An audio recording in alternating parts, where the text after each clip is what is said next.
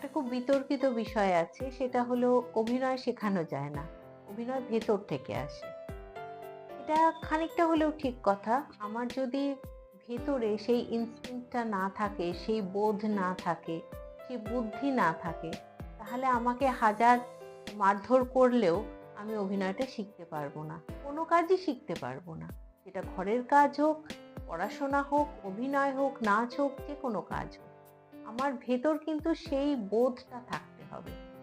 তাহলে আমার যদি বোধ আছে, ধরে নিলাম আমার বোধ আছে, তাহলে তো আমার আর শেখার দরকার নেই, একদমই না। কি শেখার আছে?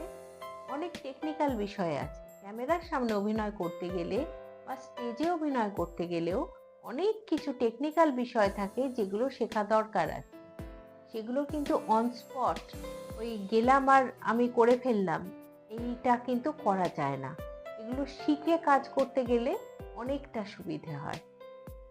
লাইট কিভাবে নেব, ক্যামেরা কিভাবে নেব, ফোকাস কিরকম থাকছে, আমি কতটা তাকাবো, কতটা হাঁটবো, কতটা কি করব, এরকম অনেক টেকনিক্যাল জিনিস আছে। এবং তার সঙ্গে, যেটা আগেও বলেছি, ভয়েস মডিউলেশন ভীষণ জরুরি। সেটা তো অবশ্যই শেখা দরকার। না হলে তো যারা আবৃত্তি করেন তারা তো সবাই মানে একই রকম ভাবে বলে যেতেন, সেটা তো নয়।